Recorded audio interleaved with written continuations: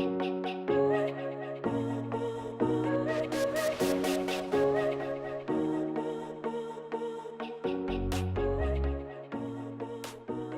today's workshop is really about simplifying that process. There's a lot of information out there, but as business people, how do we take the problems at hand and see if AI is a good fit? And if so, how do we define the problem in such a way that we can actually leverage AI to solve the task at hand? So without further ado, a little bit about myself, I suppose. I'm Karthik Ramakrishnan.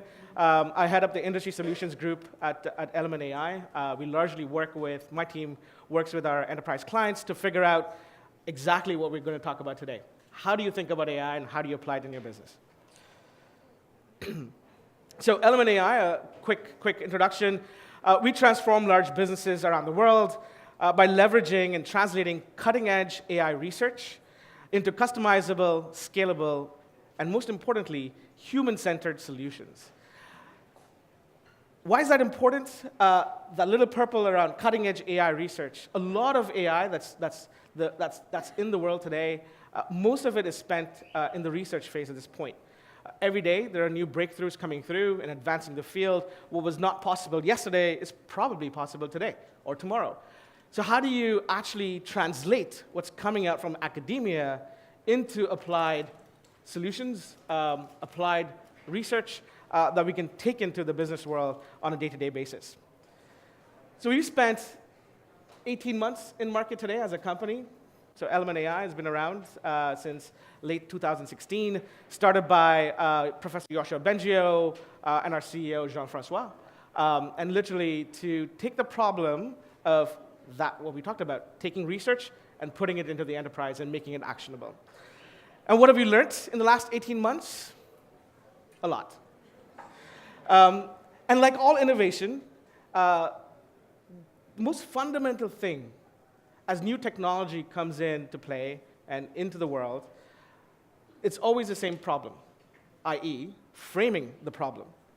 How do we actually break down what's in front of us and identify the connection between the business problem and the technology that's at hand, and it allows us to do the things we want to do. So start from internet, mobile, e-commerce, digital, to now, artificial intelligence.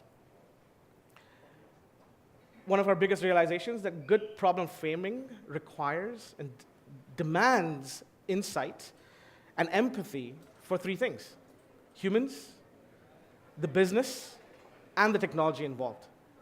And without these three pillars, and if we don't break down problems and consider them from this three-pronged approach, the solution that comes out will never be complete.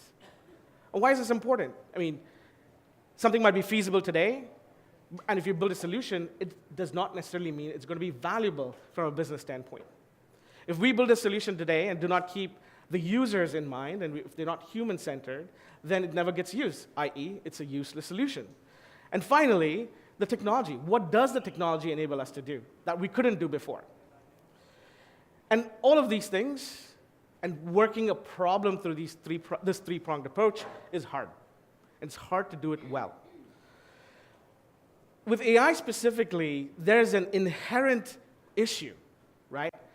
From a technology standpoint, the research is still new. Every day there are new breakthroughs. So how do we take the solutions that we're building and keep them adaptable and flexible to incorporate the new advances that are being made?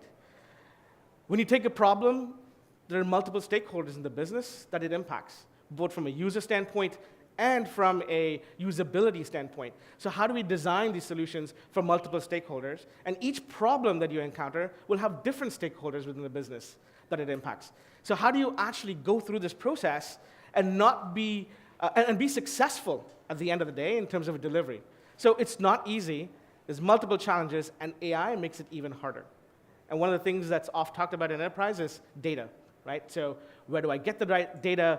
Is it the right data for that problem? Do I have enough of it? Is it of the quality, and is it usable? These are just some of the problems and challenges around data.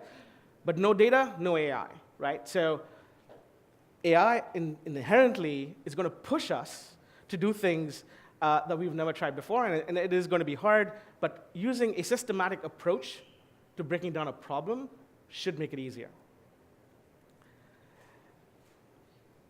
The most often said is, let's make machines think like humans. We actually think that before we can do that, we need to start thinking like a machine. And by thinking like a machine, we then can understand what does an AI model need and what can it do before we can start applying it. If we understand that, then we can make the machine successful to actually think like a human. So let's try an example. Estimate the cost to repair the damage from an accident. So let's say you're an insurance company. This is a very big problem. It's a day-to-day problem. You want to estimate the cost of all the claims that will come in this case, from an accident to a vehicle. So quick question. Who thinks this is a good problem framing? So hands, who agrees? Show of hands. Not many. Who disagrees? I guess that's the compliment, so pretty much everyone, and I would tend to agree with you. This is a very, very high-level example or a statement that says, okay, we want to estimate the repair of the damage. But the question then becomes, how do we do it, right? So with AI, we know vision is a big, one of the big advances in AI has recently been vision, to take images and videos and using that to determine things that can be automated, right? So what would take a human to see and be present at, we can probably use machines to see and solve those problems. So a possible solution with AI is, let's use photos to determine a vehicle's damage. Great. So that's how we're going to do it. But what about these photos is important, right? So you need a comparable. So we probably want to say further that let's compare the photo before and after an accident, compare the two images, and then we will be able to determine the extent of the damage itself. Here's the other thing. There's a nuance. It's not what about these photos are we comparing, and that's essentially the externally visible damage, right? So we're not looking at electronics that are inside a car, but possibly a fender bender or a glass smashed in. These are the externally visible damages that we can make an estimate on based on an image. Now, there's many other examples of how you can estimate a damage. In this case, we're going to take photos to look at externally visible damage to automatically determine where the problem lies. Why would we want to do this? So we know the how, but why? So one possible example or one possible reason could be we want to estimate the required loss reserves. So typically, as an insurer, you need to keep reserves. So your clients are paying you premiums on a monthly basis or an annual basis, and when they make a claim, they expect to be paid out for the damage. Right? That's why you take an insurance in the first place. So a typical insurer will have a loss reserve to cater to these claims that are being made. So that's one reason why you'd want to do it. Another reason would be, well, I need to deploy investigators, so people in the company who go in and estimate the damage. So I had a leak in my home, my kitchen roof started leaking, I was wondering why. There was a bathroom upstairs, whatever, some water main broke, and I said, I need that fixed. And they sent an estimator who came into my house, checked and said, well, is this claim insured against the contract that I have, right? So that humans need to be deployed. And in this case with AI, if it actually did that estimate damage by itself, how do we redeploy these humans that are now going to do a different task, perhaps? And another reason might be we want to identify potential fraud from invoice mismatches. So what was claimed in terms of pictures that were sent, was that really what happened? And was the estimate accurate? So a machine might do it, or might make an estimate of the damage, but you really want humans to go in, check, and verify that that damage was as accurately positioned. Now, this is one of our main theses. There's a lot of talk around humans are going to be out of a job with AI, et cetera. We believe in a world we believe that world is too far away. In the short term, humans in the loop the way AI is going to be successful, and that's for the foreseeable future, at least the immediate future. We don't think, and we certainly believe so, that humans are not going to lose jobs, but rather machines are going to aid humans to be able to do our jobs better and faster, and perhaps in the most efficient way possible. Now we have 3 examples, right? So we have 3 reasons why this is a good reason to deploy AI in that specific problem. To identify potential fraud, to estimate loss reserves, and to deploy investigators. Now think back to the problem statement that we started, which was let's estimate the cost from a car damage. Now we have 3 reasons. We have more qualifiers and an understanding of the problem that impacted many aspects: the humans, the business, and from a consumer standpoint, the technology itself, right? Now let's turn that into a question. So how does a machine interpret, or how do we make a machine interpret these 3 statements into a question that we can ask the machine? So in the first case, if it's fraud, is this suspicious or not? That's what we ask the machine. The machine can determine that. We can make a prediction of how much do we expect losses to be, how much do we need to have in reserve, so really making a forecasting or an estimation or a prediction of the amount of money I need to have in my reserves. And the third one is really from who should be where, so really from a planning standpoint. So these 3 examples become 3 classical AI solutions. Classification, is this suspicious? Forecasting, prediction, and then planning. Where do I deploy my resources? How do I use them in the future? There are many other types of AI problems. We focused on just 3 for today. We'll do a little bit of an exercise with everyone around. But there are many other types of problems or many other types of solutions that you can use to classify something as an AI problem. You could generate examples of damages, safety with videos, separating and identifying objects in a scene or in a moving picture or a video, natural language processing, right? So there's many examples. We're going to focus on the 3 we talked about, as we said. So classification, forecasting, and planning. Now think of a problem. That's the workshop. So everyone, think of a problem that you're facing in your business today. And what's a good classification or a good identifier of a good problem? Is it important? Is it something that's critical to your business, that should be solved with AI and you're having challenges with? Is it repeatable? Does it happen often? It's not an exception, and it's systemic to your business. And then finally, is it a large enough problem, right? So how many people does it impact, right? So think of a problem that has these characteristics. So I'm going to give 2 minutes to everyone to think about that.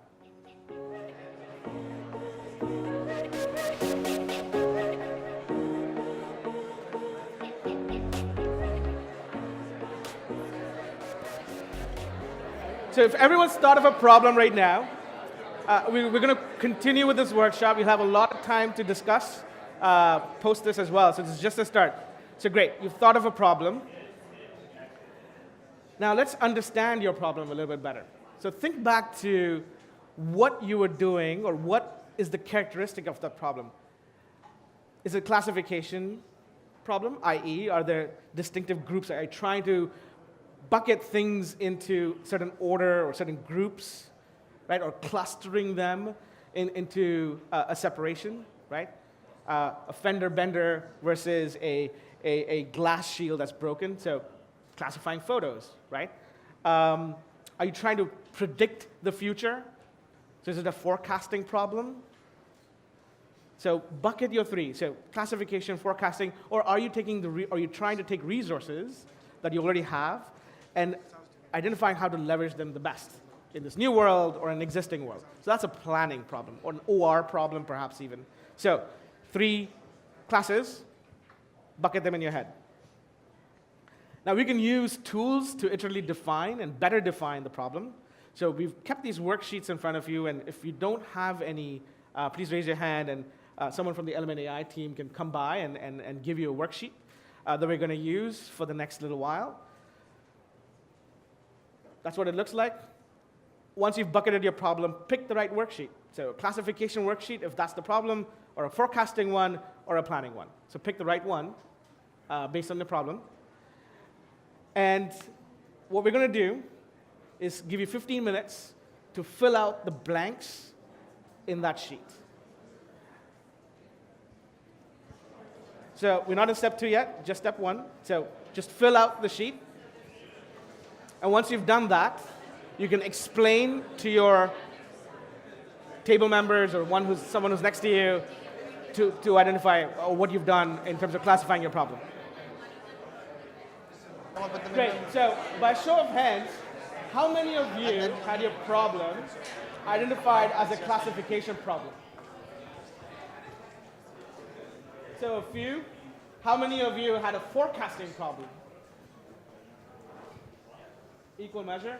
And how many of you had a planning problem? Less. So yeah, and this is not uncommon, right? Where we see a lot more. Our minds shift to more easily identifying problems. When we're trying to predict things, or when we're trying to classify or group things together, and it's much harder when it comes to resource organization, right? So how do we actually leverage AI? And we're not going to go into a solution for that, but that's pretty representative of how we see things happening. But thank you for taking the time. Hopefully that was useful. We're going to continue a little bit, and in the interest of time, skip a couple of the steps.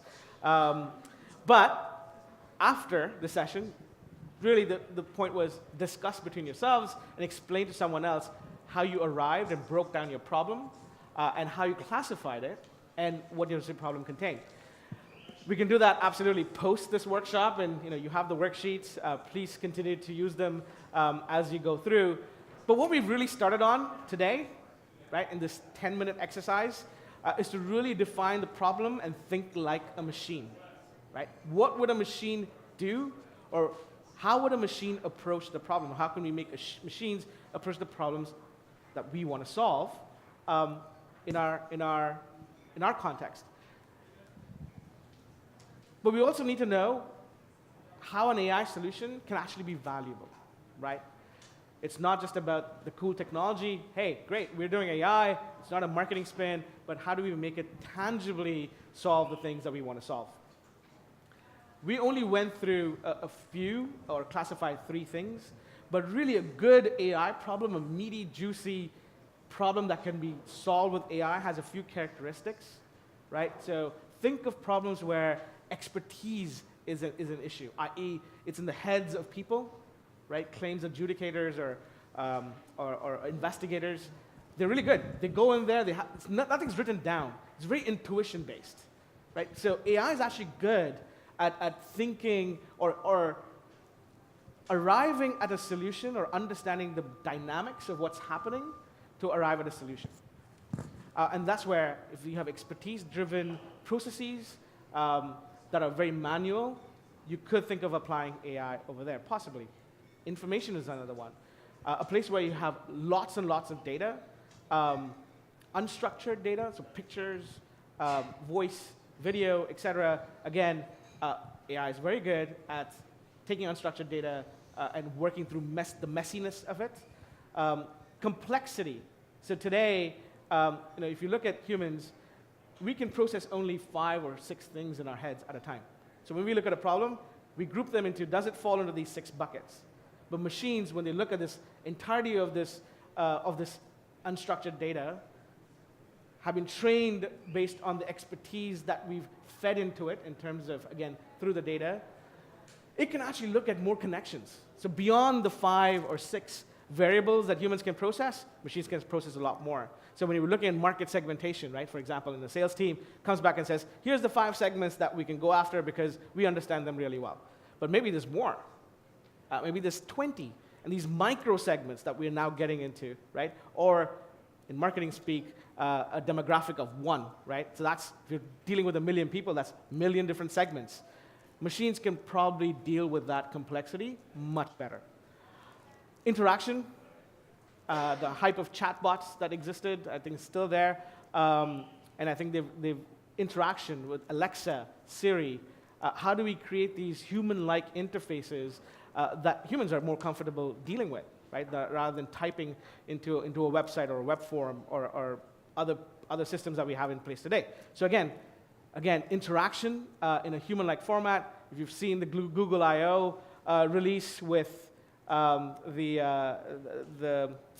AI making a call to a hairdresser and making an appointment, fantastic, right? So again, an interaction that is extremely human-like, and then centrality, right? So things that are core to your processes. So fundamental ways in which you do business today can be impacted by AI. And one of my favorite examples is, when you think of AI, everyone thinks of these consumer-focused, sexy things, right? So Alexa, chatbots, and all the things that are visible to consumers become, that's what we do in AI. But if you think of it as an iceberg, that's just the top 1/3, above the waterline.